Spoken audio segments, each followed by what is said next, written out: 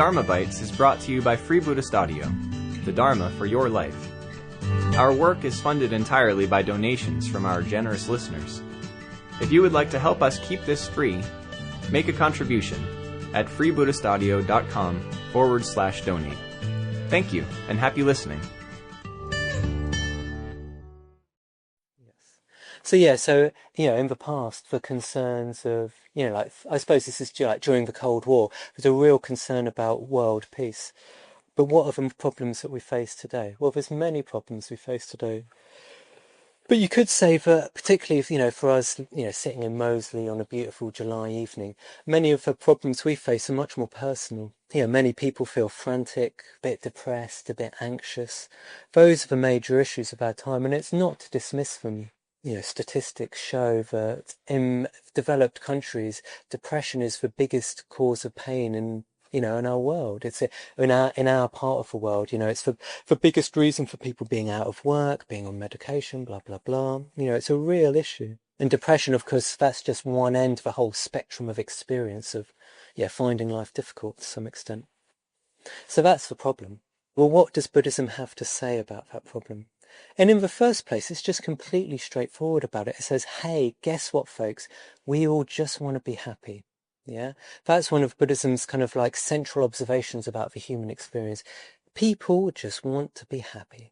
Yeah, that is completely normal. Yeah, it's completely normal for us all just to want to be happy.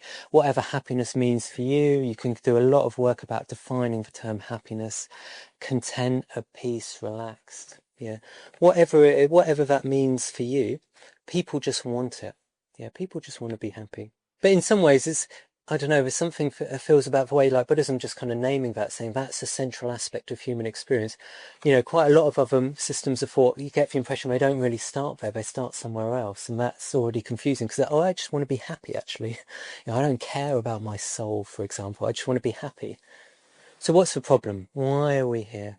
The problem is we think it should be different than how it is. Yeah, we think we're getting it wrong. Yeah, for most people, I would say, to generalise, most people think they should be want to be happy, think that they are, and think that they're getting it wrong because they're not.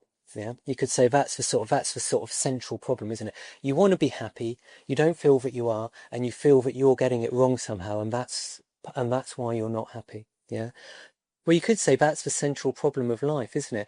We're having one experience, and we think it should be something else, and we add to that, and that makes it worse. As many of you will be aware, the secular mindfulness tradition is alive and well in the 21st century. It's having a major impact on our society for the good.